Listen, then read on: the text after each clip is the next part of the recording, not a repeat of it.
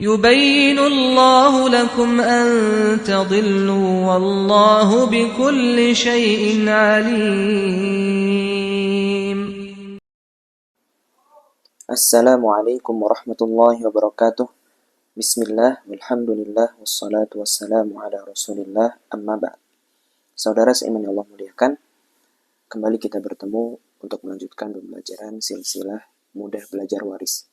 Dan pada pertemuan terakhir, kita telah selesai membahas tentang warisan nenek.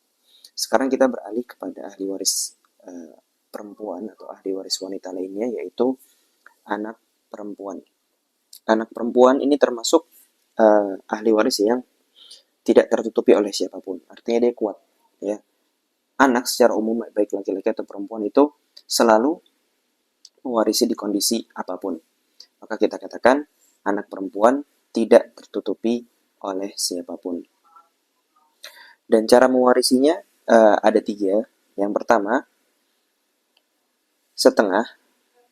Kapan anak perempuan dapat setengah? Jawabannya adalah tatkala sendirian. Misalkan dalam suatu kasus, seorang wafat meninggalkan suami dan anak perempuan. Maka kita katakan suami dapatnya 1/4 karena ada anak, dan anak perempuan dapatnya setengah. Ya, 1 anak perempuan. Tapi misalkan seorang wafat meninggalkan istri dan 1 anak perempuan. Sama, ya, anak perempuan dapat setengah harta mayit. Tapi part yang kedua untuk anak perempuan adalah 2/3. Kapan anak perempuan dapat 2/3?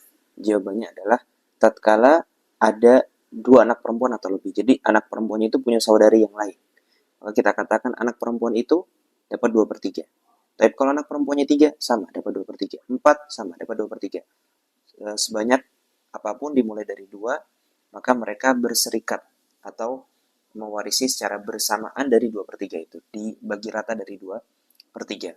Taib, ini yang kedua. Contoh, misalkan seorang wafat meninggalkan suami dan 2 anak perempuan.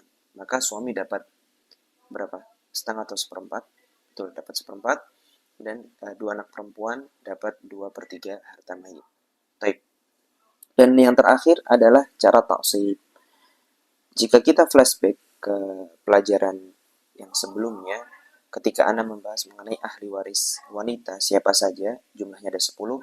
Ketika itu Ana katakan bahwasanya seluruh ahli waris wanita itu mewarisi dengan cara fard, kecuali, seperti itu kan, kecuali Ana sebutkan ada mu'tiqah atau mantan majikan yang membebaskan, dan yang kedua adalah anak perempuan. Nah, ini dia yang akan kita bahas. Anak perempuan juga bisa mewarisi dengan cara taksib di beberapa keadaan. Kapan keadaannya? Perhatikan, apabila ada anak laki-laki.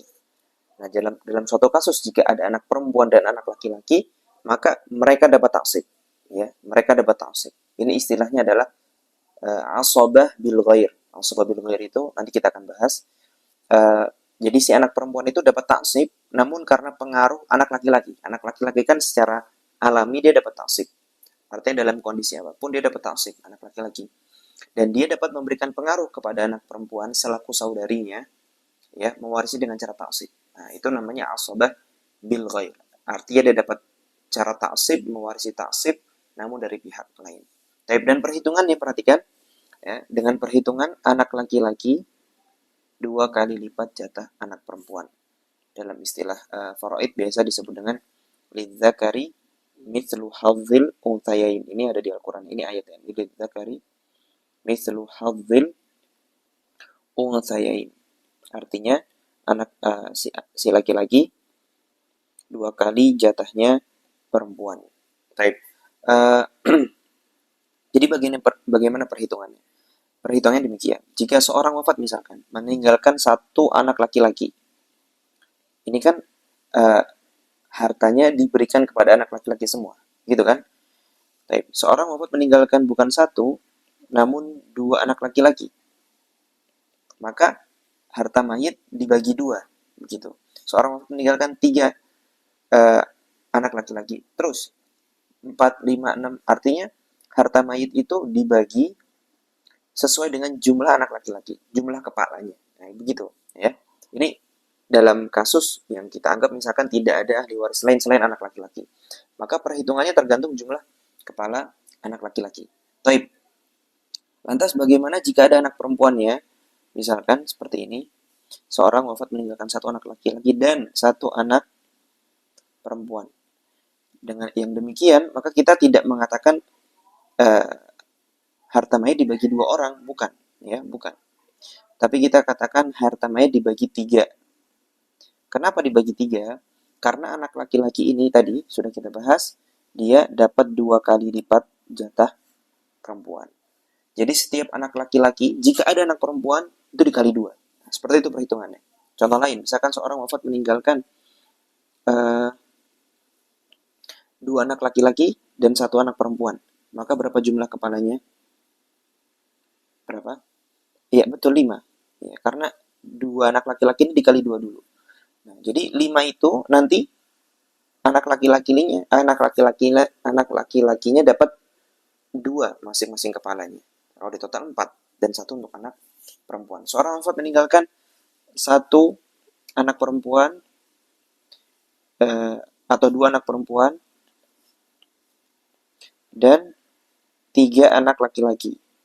Nah, maka berapa kepalanya? 8. Pokoknya anak laki-lakinya dikali anak laki-laki. Anak laki-lakinya pokoknya dikali 2 dulu, ya. Langsung kita tulis asal masanya 8, ya. Anak perempuan dapat 2 bagian, anak laki-lakinya dapat 6 per kepalanya dapat 2 dan seterusnya. Ini namanya asabah bil ghair. Maka dengan demikian kita masuk ke jenis-jenis taksib untuk menambahkan pemahaman. Kita katakan jenis-jenis taksib itu ada 3, ya. Yang pertama asabah bin nafs sudah kita singgung berkali-kali. Ini mudah, ya. Artinya mewarisi taksib secara alami atau tanpa pengaruh pihak lain. Ya, urutannya dari mulai anak, ayah, saudara, paman. Seperti itu kan, sudah kita bahas. Anak punya turunan cucu, ayah punya turunan kakek, saudara punya kandung dan seayah, kemudian mereka juga punya anak, paman juga punya anak, yaitu sepupu dan keponakan, kemudian majikan.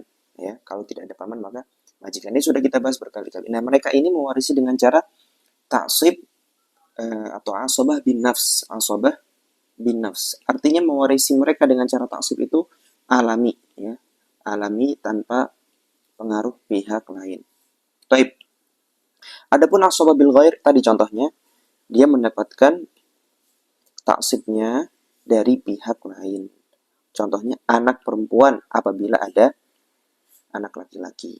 Nah, ini contoh asabah bil ghair. Akan ada lagi contoh asabah bil ghair, namun kita cukupkan dengan anak perempuan dulu karena pembahasan kita baru sampai anak perempuan. Dan yang ketiga adalah asabah ma'al ghair, pembahasannya kelak kita akhirkan sampai masuk pembahasan saudari, ya, perempuan.